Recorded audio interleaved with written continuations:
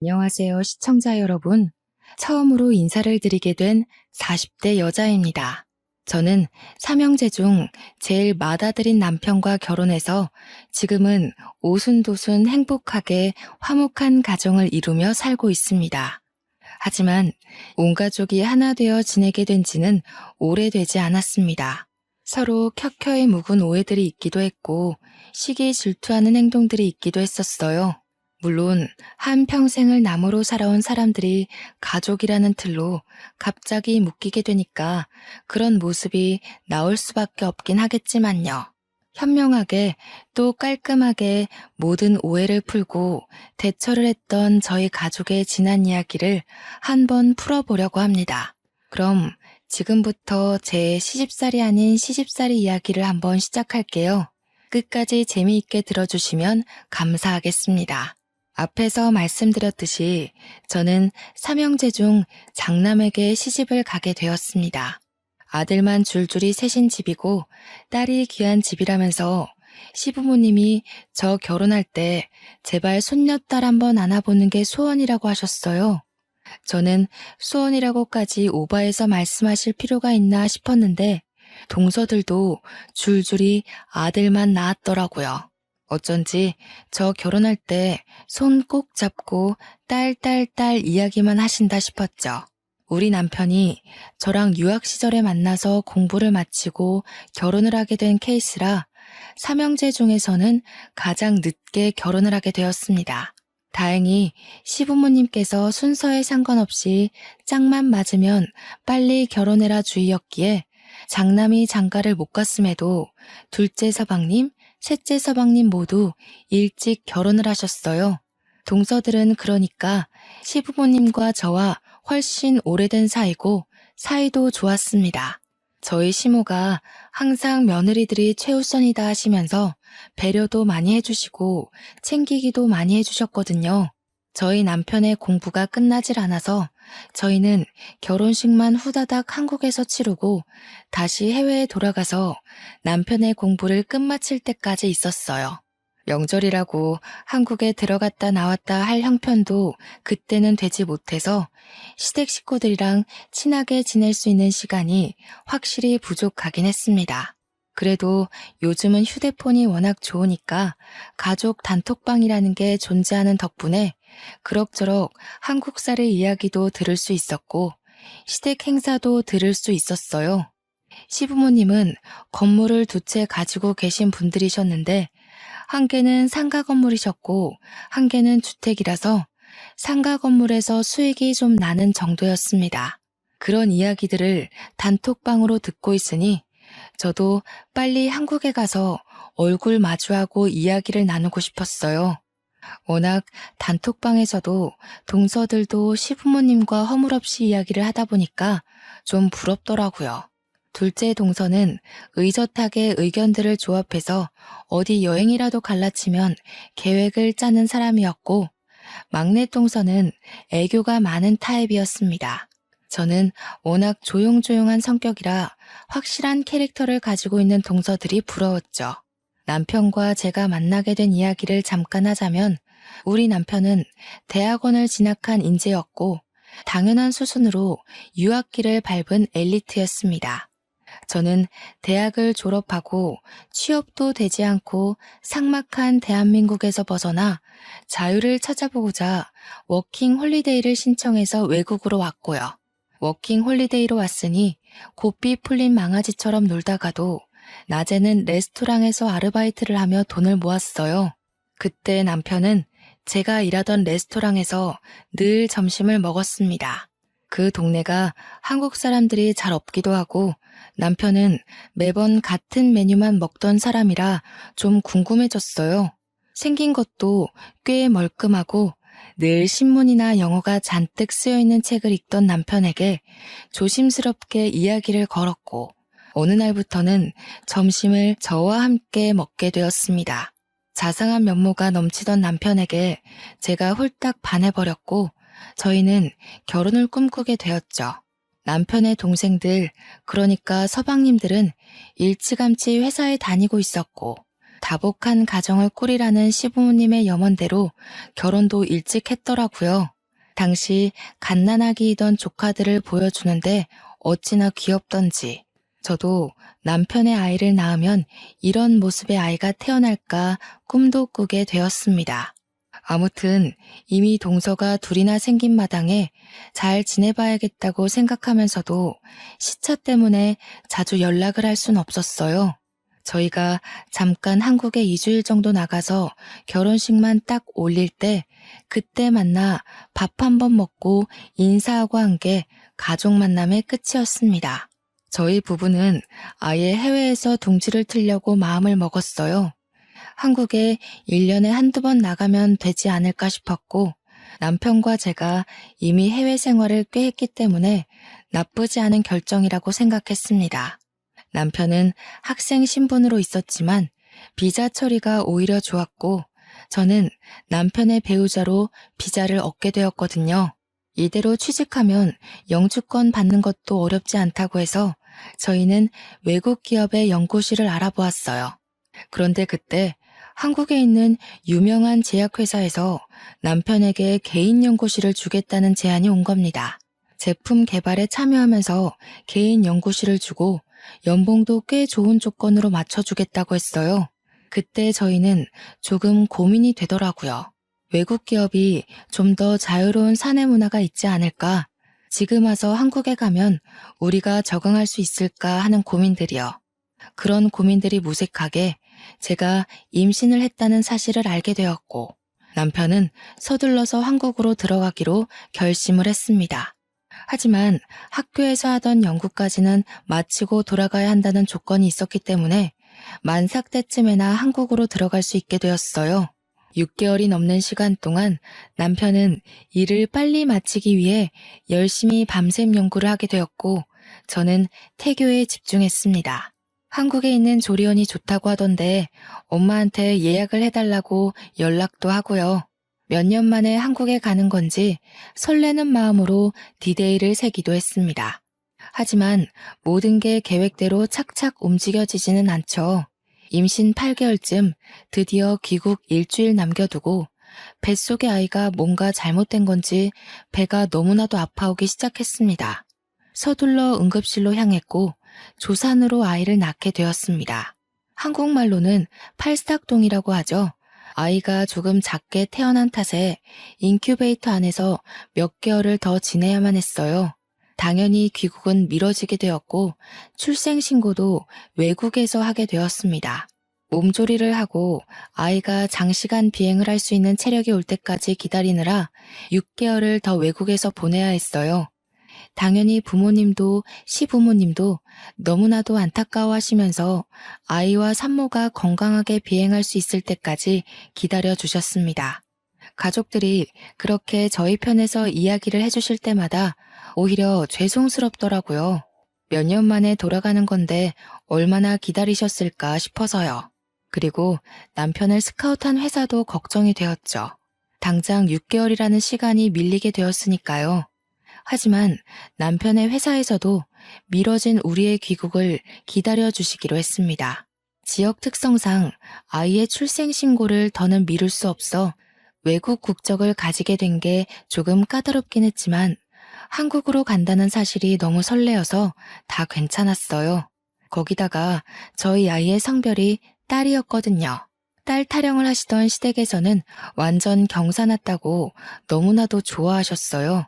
물론 저희 집에서는 그래도 장남인데 아들을 낳아서 대를 이어야 하는 거 아니냐고 좀 서운해하셨지만 저희 집 대를 잇는 것도 아닌데 왜 그러냐 하고 말았죠. 알고 보니 시부모님이 딸을 원하셨던 걸 모르셔서 제가 미움받을까봐 그런 생각을 하신 거라고 하더라고요. 동선의 아이들이 전부 다 아들이었기 때문에 이 집안의 유일한 딸이 제 아이였습니다. 시부모님이 저희 귀국하는 날 플랜카드까지 만들어 오셔서 저희를 반겨주었어요. 드디어 딸이 태어났다면서 더 미룰 것도 없다고 저희에게 그 상가 건물을 증여해 주신 거예요. 저는 너무나도 깜짝 놀랐습니다. 부모님의 유일한 수입원인 건물을 저희에게 주시겠다고 하니까 제가 남편을 말렸어요. 그거 없으면 시부모님은 뭐 먹고 사시냐 하니까 그동안 모아두신 연금도 있고 노후 자금이 충분하다고 하면서 걱정하지 말래요. 가지고 계신 주택에도 세입자가 있어서 월세 받으신다고 괜찮대요. 그래서 저는 남편에게 그래도 동생들이 서운하지 않겠냐고 좀 나눠야 하는 거 아니냐고 했어요. 남편도 그 부분이 내심 마음에 걸렸던 것 같더라고요. 어릴 때 그 건물을 처음 시부모님이 사셨을 때 남편에게 주겠다고 이미 신신당부를 하셨었대요. 그래서 건물 이름도 남편 이름을 따와서 지었다고 했는데 그거는 시부모님의 사정이지 자식들의 사정은 아니니까요. 시동생들은 남편에게 걱정하지 말라고 그 건물은 원래 형 것이었고 자기들도 부모님께서 일궈낸 재산 중 일부를 아이 낳았을 때 받았다고 했대요. 남편은 동생들에게 지분을 나눠 갖자고 끝까지 우겼지만 동생들이 서로 양보하고 받지 않겠다고 했답니다. 원래부터 건물은 형 준다고 했었고 그동안 세금 문제도 형이 해결하지 않았냐고 이것까지 받으면 본인들이 양심 없는 거라 했대요. 저와의 결혼 전 사정은 제가 자세하게 몰라서 더 설명하긴 어렵지만 형제들끼리 끈끈한 무언가가 있는 듯 했습니다. 저희는 하루아침에 한국에 들어와서 엄청나게 좋아진 살림살이를 꾸릴 수 있었어요. 억대 연봉의 연구원인 남편 손에 상가 건물까지 들어왔으니까요. 시부모님은 웃으면서 저에게 다 딸을 낳아서 이런 복이 있는 거라고 하시며 제 딸을 하루 종일 물고 빨고 하셨습니다. 물론 저희도 나름 고충이 있긴 했죠. 한국 세금이 또 어마어마하잖아요. 증여세가 부담되긴 했지만 남편이 해외 연구실에서 모은 돈과 연봉도 좋으니 대출을 좀 받아서 처리했습니다. 어여쁜 딸도 있고 든든한 남편도 있고 보고 싶었던 부모님도 있고 새로 생긴 시댁 식구들까지 있으니 한국이 너무 좋았습니다. 파트타임 아르바이트를 하지 않아도 되고 생활비를 펑펑 써도 넉넉하게 살 수 있었으니까요. 물론 월세의 일부는 시부모님께 용돈으로 드리기도 했지만 그래도 통장에 쌓이는 돈은 무시할 수 없었어요. 상가 건물이 강남에 있었던 것도 아니고 중랑구에 있었는데도 주변 인프라가 좋아서 그런지 비어있는 공실이 없었습니다. 그 덕에 꼬박꼬박 쌓이는 월세가 저의 기분을 배로 더 좋게 만들었어요. 한국에 들어와서 처음으로 맞이하는 시댁 식구들끼리의 식사 자리가 마련되었어요. 시댁에서 밥을 먹자 하셔서 시댁으로 갔는데 둘째 동서가 저를 엄청 환한 얼굴로 맞이해 주더라고요. 시부모님의 인성이 좋아서 그런 건지 다른 가족들도 전부 인성이 좋구나 하는 마음으로 저도 활짝 열고 다가갔습니다. 물론 셋째 동서가 예쁨을 많이 받아서 철이 덜 든 건지 저를 좀 불편해한 듯해 보였지만 낯가림이 심한 성격인 것으로도 보였습니다. 저한테만 은근 뜨뜨미지근하게 구는 것이 아직 덜 친해져서 그런가 보다 하는 생각이 들었거든요. 저한테 둘째 동서가 다가오더니 저희 시댁 가풍을 좀 알려드릴게요 하면서 이것저것 말을 해주더라고요. 제사는 설이랑 추석에만 간단하게 드리고 김장은 다 같이 한다고 시부모님 생신 때는 가족들끼리 여행을 간다고 했어요. 제가 고마운 마음에 이렇게 친절하게 말해줘서 고맙다고 했더니 셋째 동서가 저를 쓱 보고는 근데 그런 건 미리미리 알아두셨어야죠 하는 게 아니겠어요? 동서들이 저랑 1살, 2살 이렇게 차이가 나거든요. 나이 차이가 별로 안 나니까 일부러 나한테 뻗대는 건가 하는 생각도 조금 들었습니다. 그러더니 둘째 동서가 저한테 그동안 큰형님 자리가 공석이었어서 자기가 고생을 했다는 게 아니겠어요? 그러면서 셋째 동서가 자기가 고생했던 게 마음 쓰여서 일부러 형님한테 저러는 것 같다고 신경 쓰지 말라고 했습니다. 제가 잘 타이를게요 하더니 둘이서만 속닥속닥 하는 거예요. 뭐 그런가 보다 하고 신경 쓰지 않으려고 했는데 그래도 가족이고 앞으로 평생 봐야 할 사이니까 그냥 무시하기도 꺼림칙하더라고요. 제가 공석이었다고 힘들었다고 하는 말이 이제 와서 큰형님 자리 얻었다고 뻗대지 말라는 소리로 들렸으니까요. 제 성격이 베베 꼬인 건 아니었는데 그렇게 들렸어요. 같이 밥 먹는 자리에서 시모가 제 딸을 엄청나게 챙겨주셨어요. 8개월밖에 안 된 아기다 보니까 계속 안아주고 업어주고 하시면서 제 딸 얼굴 보느라 밥도 제대로 못 드시는 겁니다. 그게 불편해서 제가 안고 있을 테니 식사하시라고 했는데 이때 아니면 언제 보냐고 저보고 밥 먹으라고 하시더라고요. 솔직히 애 때문에 밥을 제때 못 챙겨 먹을 때가 많아서 시부모님이 계속 아이를 봐주시니까 너무 편했어요. 저한테 막 이렇게 폭 안기는 애기는 처음이라면서 애가 어쩜 이리 순하니 하시는데 셋째 동서가 불쑥 끼어들었습니다. 저희 아들도 폭 안기는 맛이 있다고 좋아하셨잖아요. 그러니까 시모가 민망해하면서 알지 알지 하시는데 제가 다 민망했어요. 시모가 그래도 딸이라서 그런지 아들이랑은 좀 다른 맛이 있네 하시면서 애만 보니까 더 입 삐죽이고 둘째 동서가 셋째 동서 보면서 우리 막내 동서가 질투가 좀 있나 봐요 하는데 그런 느낌 드는 거 아세요? 자꾸 저만 빼고 자기들끼리 웃고 떠들고 하는 그런 느낌이요. 둘째 동서가 제 편을 드는 척하면서 막내 동서만 챙기는 딱 그런 느낌이 들었습니다. 근데 시동생들은 뭐 아무것도 모르고 밥만 먹고 있고 우리 남편도 별 대수롭지 않게 생각하면서 밥만 먹으니까 제가 말로만 듣던 시자가 붙으면 무조건 기피하고 보는 예민한 성격인가 하는 오해도 들고 딱 이 화목한 가족들 안에 저만 끼지 못하는 그런 예민한 사람이 된 기분이었습니다. 그렇게 밥을 먹고 다 정리하고 과일을 먹으면서 이런저런 유학생활 이야기를 하고 있는데 동서들 아들들이 전부 4살이거든요. 우리 아기는 8개월이니까 이제 기어다니는 수준인데 우리 딸한테 와서 장난감 칼을 위험하게 확 들이대는 거예요. 제가 놀래서 저도 모르게 조금 큰 소리로 어머, 그러면 안 돼. 우리 애는 아직 그런 거 가지고 놀 수 있는 나이가 아니야. 하고 말했어요. 그러니까 셋째 동서가 저한테 오더니 조용히 말해도 다 알아듣는 애들인데 왜 그렇게 큰 소리로 이야기를 하냐는 거예요. 자기 아들 놀래서 얼어붙은 거 안 보이냐고 저한테 막 뭐라고 하더라고요. 그러니까 둘째 동서가 또 은근히 끼어들어서 아직 형님이 애 키운 지 얼마 안 돼서 잘 모르시나 봐 이러는데 얄밉더라고요. 거기서 끝났으면 몰라도 한마디 더 덧붙이는데 이제라도 우리가 찬찬히 알려드리자 하는 겁니다. 아니 이게 애 키우는 법을 몰라서 생기는 일은 아니잖아요. 둘째 동서가 조카들을 불러오더니 애기가 남동생 같아 보여도 여동생이니까 칼 들고 장난치지 말자? 이러는 거 아니겠어요? 제가 기가 막혀서 저도 모르게 허! 하고 숨을 뱉었습니다. 교묘하게 우리 딸 얼굴을 가지고 감놔라 배놔라 하는 꼴 아니냐고요. 제가 얼마나 어이가 없던지 진짜. 그 자리에서 아무 말도 못한 제가 바보 멍청이 같고 분해 죽겠더라고요. 참다 집으로 돌아와서 남편을 붙잡고 이야기를 했어요. 이상하게 동서들이 나를 싫어하는 것 같다고 하니까 남편이 저한테 그래? 그런 일이 있었어? 하더라고요. 무심해도 그렇지 시댁 한복판에 나를 던져놓고 챙기지도 않냐고 하니 미안하다고 하면서 다음부터는 자기가 잘 지켜보겠대요. 그 말 자체가 오늘은 아무 일도 없지 않았나? 하는 듯한 느낌이었습니다. 점점 내가 진짜 예민해서 그런 건가, 다들 아기가 있는 건 아닌가 보다 그렇게 결론이 나더라고요.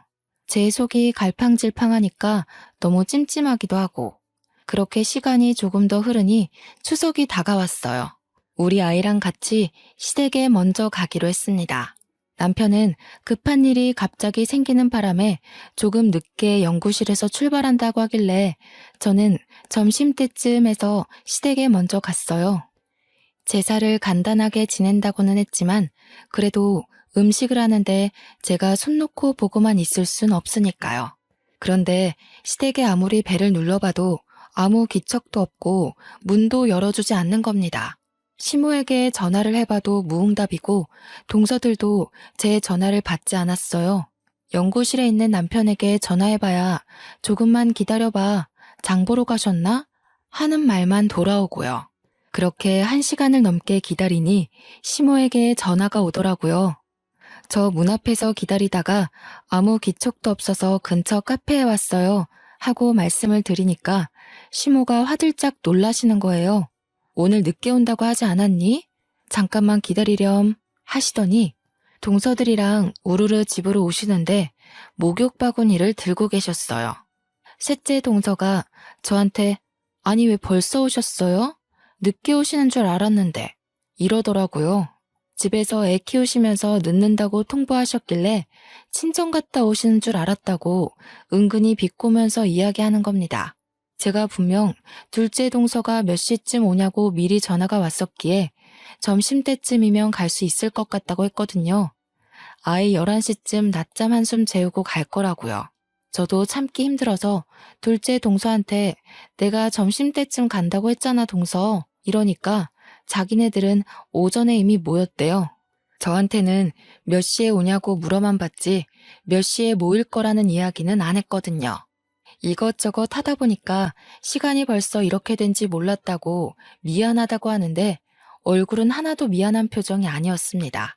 시모는 그제야 저한테 미안하다면서 동서들이 제가 늦게 온다고 이야기를 해둔 터라 생각 없이 목욕탕에 다녀왔다고 하셨어요.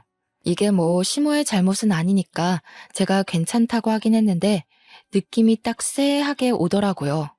저만 빼놓고 목욕탕에 가서 자기들끼리 의리를 다지기 위함인가 그런 큰 그림인가 싶었어요. 시모가 매번 모이면 목욕탕에 간다면서 다음에는 같이 시간 맞춰서 가자고 하셨습니다. 동서들은 목욕 바구니도 시댁에 두고 다닌다면서 저보고도 준비를 해오라고 했어요. 그래서 저는 그냥 알겠다고 대답을 했죠. 다음에는 꼭 껴달라며 일부러 애교스럽게 이야기를 했습니다. 근데 그때 셋째 동서가 쓱 끼어들어서 제 눈을 딱 마주치고 이야기를 하더라고요. 큰형님은 외국에 오래 계셔서 같이 목욕하는 문화가 불편하신 거 아니에요? 그래서 늦게 오신다는 줄 알았는데 이러는 겁니다. 그러자 시모가 또 제 눈치를 보면서 아이고 그럴 수도 있겠네. 미안하다 미안해 하시는 거예요. 제가 일부러 애교 있게 다음에 껴달라고 했는데 대놓고 싫다는 식으로 말을 하니까 그것도 제 핑계를 대면서요. 제가 외국에서 오래 있었다고 해봐야 한국에서 지낸 시간보다 길진 않잖아요. 저 말 자체가 저보고 목욕탕 모임에 낄 생각하지 말라는 말로 들렸어요. 그렇게 어영부영 불편한 분위기 속에서 제사 음식을 하고 저녁 준비도 했어요. 남편이랑 시동생들도 전부 모인 자리에서 다 같이 저녁밥을 먹는데 저희 애가 다다음 주에 돌이었거든요. 그래서 돌잔치 이야기가 나왔습니다.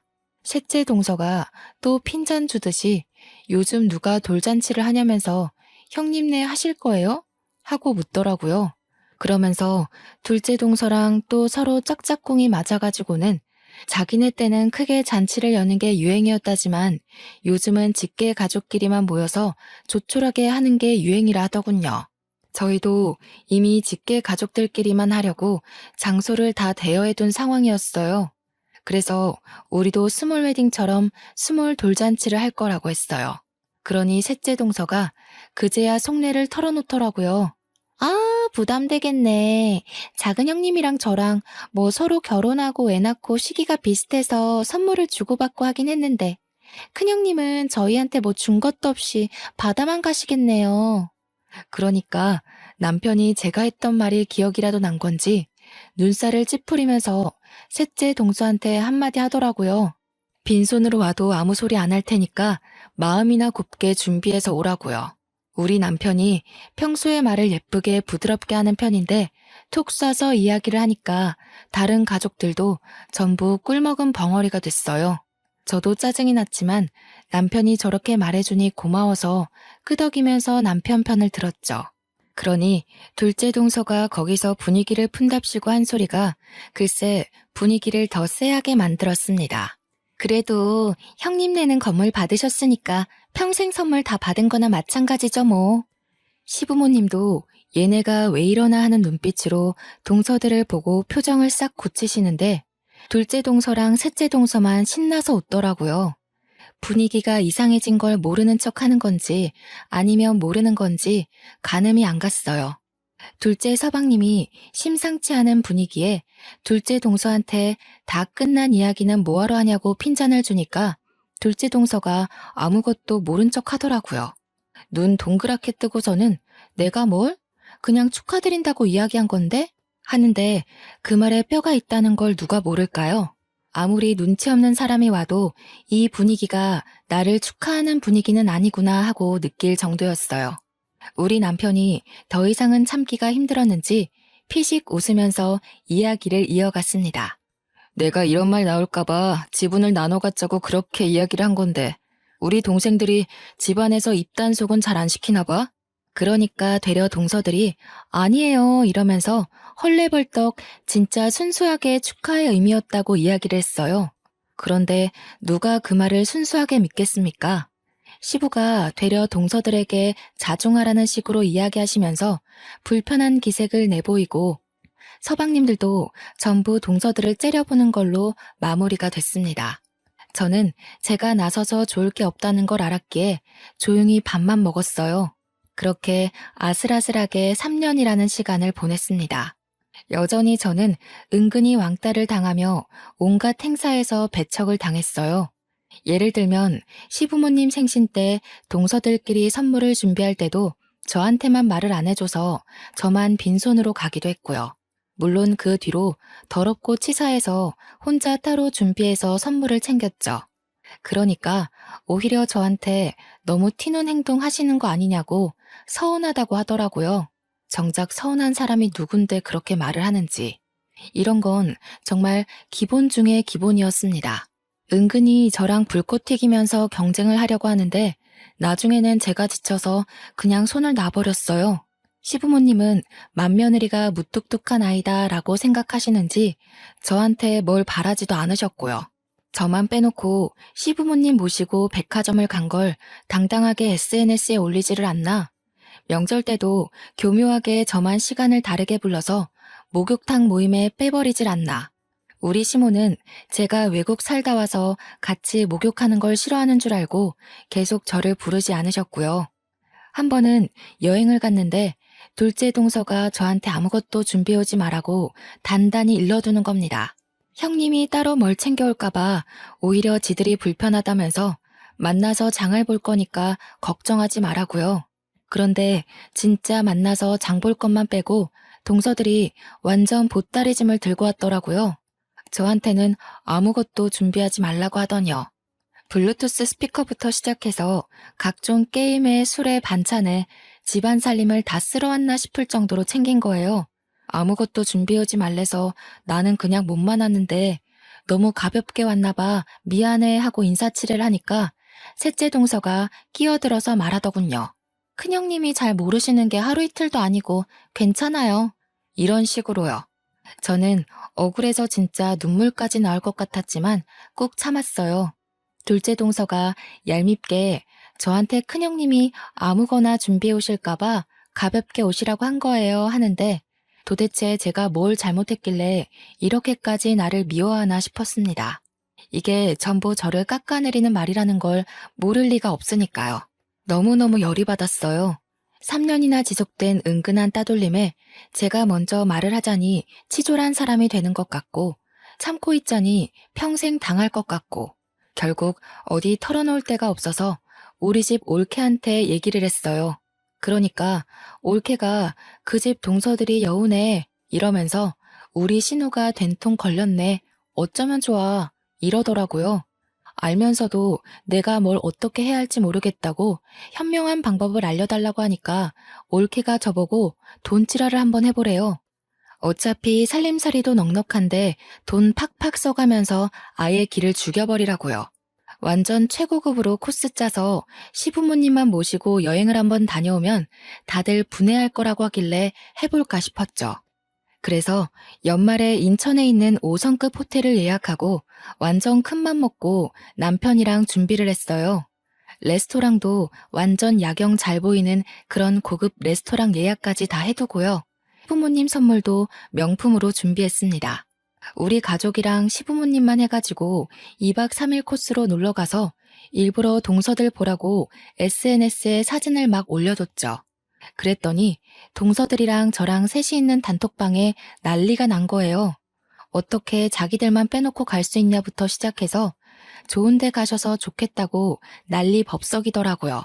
그러면서 이제 자기네들이 준비한 건 싸구려라서 성에 안 차시겠다고 앞으로는 형님이 다 하시면 되겠다 하는데 진짜 제 동생들이었으면 한 대씩 쥐어 박았을 것 같아요.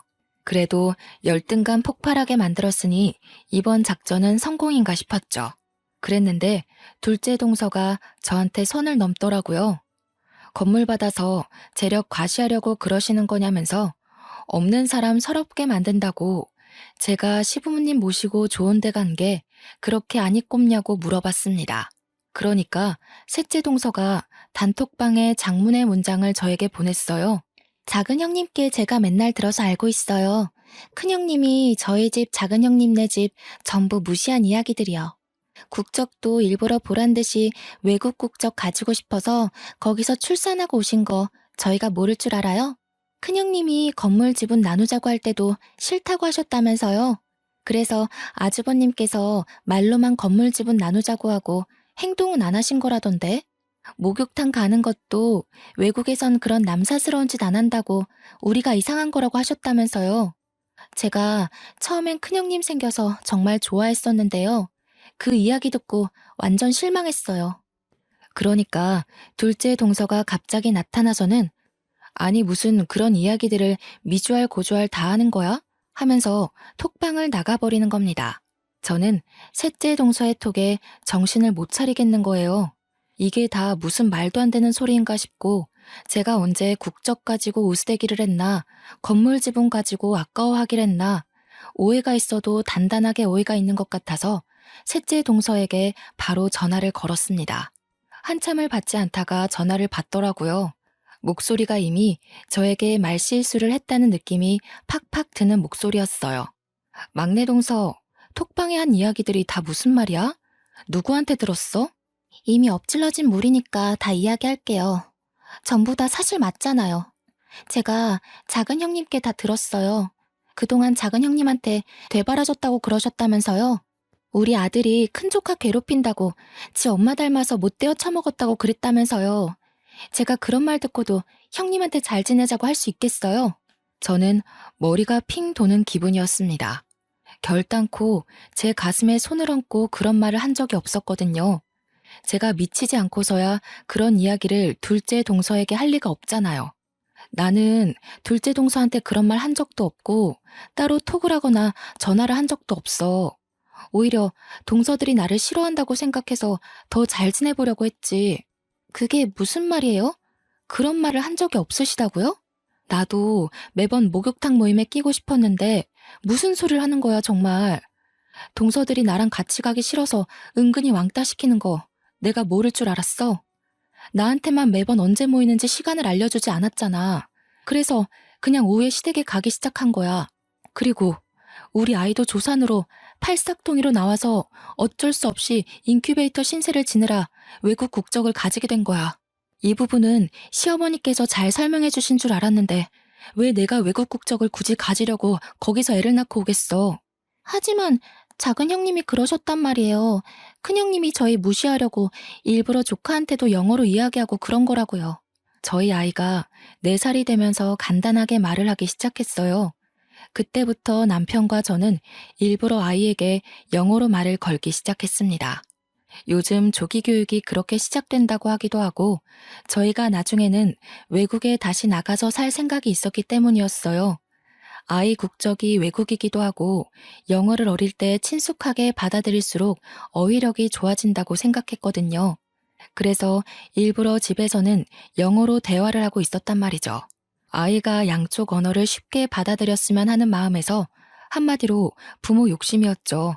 근데 둘째 동서가 그걸 보고 셋째 동서한테 일부러 자기네 욕하고 흉보는 걸 영어로 대화하고 있는 거라고 했다는 거예요.